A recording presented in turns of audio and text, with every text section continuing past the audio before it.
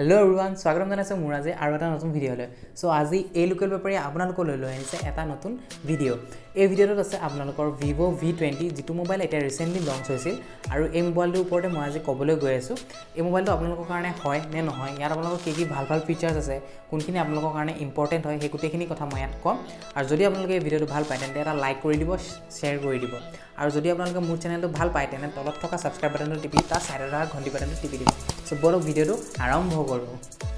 so আজি এই Vivo V20 ফোনটো মই এটা ভাল ৰিভিউ দিবলৈ ট্ৰাই কৰিম আপোনালোকে মোৰ স্ক্ৰিনত ইয়াৰ গুটে ডিটেইলছখিনি পাই যাব ফোনটো মই এখিনি ক'ব না যাও কিন্তু আপোনালোকক ইয়াৰ ভিতৰত কোনখিনি ইম্পৰ্টেন্ট হয় মই হেতু ক'ব যাম আৰু আপোনালোকে গম পাই চাগে এই ফোনটো এটা চাইনিজ ফোন হয় যেহেতু এতিয়া আমাৰ ইন্ডিয়াত নন চাইনিজ আৰু চাইনিজৰ ওপৰত চলি আছে ষ্টিল আপোনালোকে আৰু এটা কথা গম পাই যে ফোনবোৰ কেনেকৈ ম্যানুফ্যাকচাৰ হয় সো ষ্টিল এটো চাইনিজ হলো আমাৰ ইন্ডিয়াতে ম্যানুফ্যাকচাৰ হয় কাৰণে এই ফোনটো ইয়াত সেল কৰা হয় আপোনালোকে হয়তো দেখিছে চাগে দোকানবোৰত Vivo আৰু Oppo এই ফোনটো খুব সেল হয় কাৰণ এবোৰ হৈছে আপোনালোকৰ অফলাইন মাৰ্কেটখন ক্যাপচাৰ কৰে আৰু Realme আৰু Xiaomi যিবোৰ ফোন থাকে এই ফোনবোৰ আপোনালোকৰ অনলাইন মাৰ্কেটখন ক্যাপচাৰ কৰে সো বলক আপোনালোকক এই ফোনটোৰ কথা মই ক'বলৈ যাম সো ইয়াৰ যেটো বডি হয় বডিটো আপোনাৰ ধুনীয়াকৈ দেখিছে ইয়াৰ গ্লাছ ডিজাইনটো হতে এটা প্ৰিমিয়াম লুক হয় এই মোবাইলটো যেটো মেইন ফোকাস আছে হেতু হৈছে আপোনালোকৰ ইয়াৰ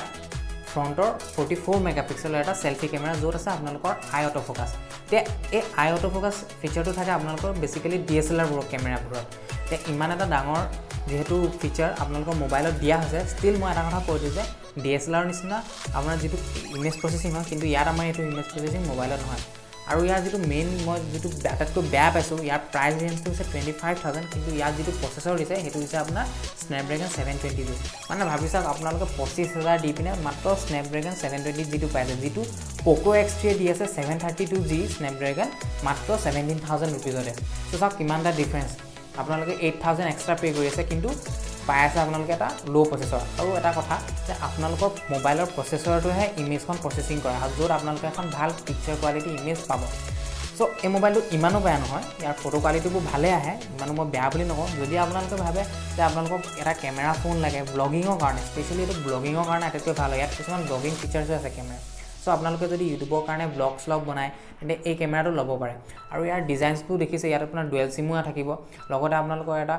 পাৱাৰফুল বেটাৰীও আছে য'ত আপোনালোকৰ 33 ওৱাটৰ এটা ফাষ্ট চাৰ্জিংও আছে তো বক্সৰ ভিতৰত এইখিনি বস্তু পাব আপোনালোকে আৰু ইয়াৰ আপোনাৰ ভাল ডিজাইনো থাকিব কালাৰ থাকিব ইয়াৰ পিছপিনৰ লুকটো বহুত ধুনীয়া হয় ফোনটো দেখিবলৈ বহুত ধুনীয়া কৰে সো ইয়াৰ বেকত আপোনাৰ তিনটা কেমেৰা যি আছে য'ত আপোনালোকৰ 64+8+2 তিনটা ট্ৰিপল ৰিয়াৰ কেমেৰা সেটআপ থাকিব সো আপোনালোকে এই ফোনটো কেমেৰা ফোন হিচাপে ইউজ কৰিব পাৰে কিন্তু আপোনালোকে যদি ধৰি লওক এডিটিং কৰোঁতেও আপোনালোকৰ অলপ টাইম ল'ব আৰু মোবাইলটো অলপ হিট হ'বও পাৰে কাৰণ ইয়াৰ প্ৰসেসৰটো ইমান হেভি নহয় আৰু ইয়াত যেহেতু 4K ৰেকৰ্ডিং লাগে হয় তো 4K ৰেকৰ্ডিং হ'লেতো আপোনালোকৰ ভালকৈ ইমেজ প্ৰসেসিং কৰিব টাইম ল'ব সো আপোনালোকে চাব পাৰে আপোনালোকৰ যদি ভাল লাগে তেন্তে ফোনটো ল'ব পাৰে আৰু ইয়াত থাকিব আপোনালোকৰ ইন ডিসপ্লে ফিংগাৰপ্ৰিন্ট সেন্সৰ আৰু লগতে আপোনালোকে ইয়াত 8GB ৰেমত 128GB আৰু 256GB দুটা ভেৰিয়েন্ট পাব সব ফোনটো ভাল হয় বেয়া বুলি নকওঁ কিন্তু এটা ইয়াৰ Vivo মেইন প্ৰবলেম কিনি গৈছে ফাৰ্স্ট অফ অল ইয়াত আপোনালোকে প্ৰি ইনষ্টল এপ পাবই যেহেতু আপোনালোকৰ এটো চাইনিজ মোবাইল হয়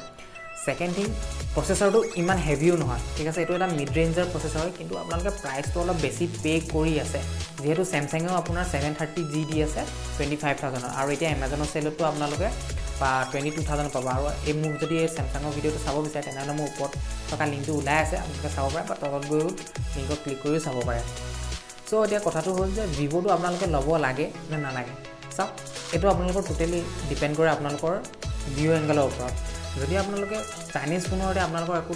কথা নাই আপোনালোকে জাস্ট নৰ্মেল ইউজৰ কাৰণে ফোন বিচাৰে তেনেহ'লে ওচৰৰ ষ্ট'ৰখনৰ পৰা গৈ আপোনালোকে Vivo ফোনটো ল'ব পাৰিব এই Vivo ফোনটো কিন্তু মই ৰেকমেণ্ড কৰিম আপোনালোকে বৰ্তমান এটা এটো ফোন লোৱাতকৈ আপোনালোকে Poco X3 টো লৈ চাব পাৰে কাৰণ তাত আপোনালোকৰ ভাল RAM মেনেজমেন্ট আছে ঠিক আছে কেমেৰাও ভাল হয় কিন্তু তাত আপোনালোকৰ ফ্ৰণ্টত 44 মেগাপিক্সেল নাপাব ঠিক আছে আৰু তাৰ আপোনাৰ যেটো প্ৰসেসৰ হয় হেতু ভাল হয় য'ত আপোনালোকে বেটাৰী বেকআপো ভাল পাব 6000 mAh এতিয়া আপোনালোকে যদি আগৰ পৰা Vivo ইউজ কৰিছে তেন্তে Vivo লওক মই একো ক'বলগীয়া নাই তাত আৰু লাষ্টত মই এটা কথাই ক'ম যে কিছুমান ফোন লওঁতে আপোনালোকে সদায় প্ৰসেসৰটো চাব প্ৰসেসৰটো আপোনালোকৰ কিমানখিনি কাম কৰিব যেহেতু প্ৰচেছৰটো হৈছে মেইন এটা মোবাইলৰ যদি আপোনালোকৰ প্ৰচেছৰ ভাল লাগে য'ত আপোনালোকৰ কেমেৰা কোৱালিটি যদি অলপ বেয়া থাকে সেই প্ৰচেছৰটোৱে আপোনাৰ কেমেৰা কোৱালিটিটো ভাল কৰি দিব যেতিয়া ইমেজখন ক্লিক কৰাৰ পিছত প্ৰচেছিং হ'ব